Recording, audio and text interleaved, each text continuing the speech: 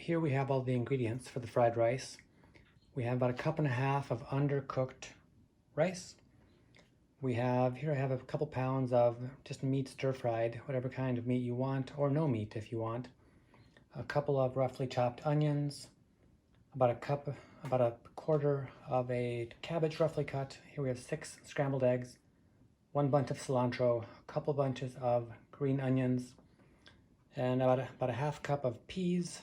These are frozen, and about a 1/2 cup of carrots.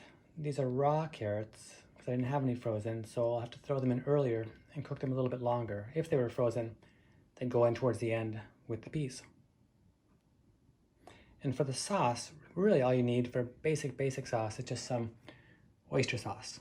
So that's kind of the standard classic fried rice. So for all this, maybe 1/3 of a cup to a 1/2 cup of oyster sauce, kind of poured in.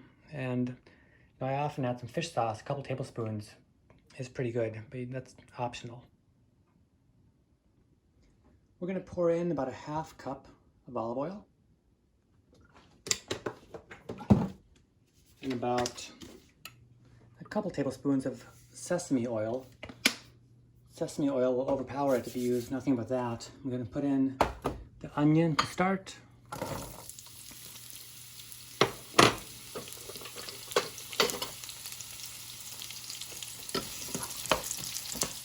But pretty quickly, like after about 1 minute, put in the rice. We'll wait for 1 minute. Put in the rice. So break it apart.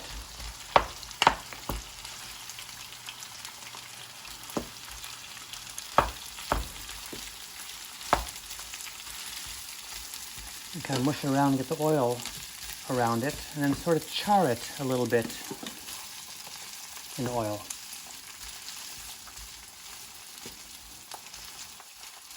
You want the rice to soak up some of the oil, and then later on it's going to soak up some of the oyster sauce, and that's going to be the main flavoring. It took about 10 minutes, and you can see it's starting a little bit brown. Because my carrots are raw, I'm going to add them next. Let them cook just a couple minutes. So the carrots cooked for a couple minutes. Now I'm going to add about a 1/2 cup of oyster sauce.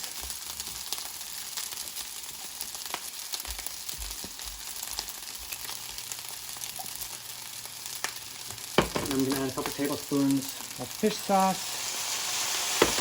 And I'm going to add everything else. The cabbage, the peas, the eggs, and the meat.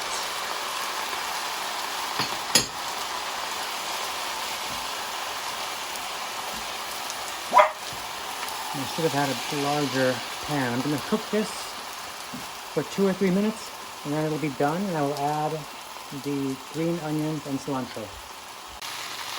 After you've stirred that up for a couple minutes, it's pretty much done. You can turn the heat off. I'm going to add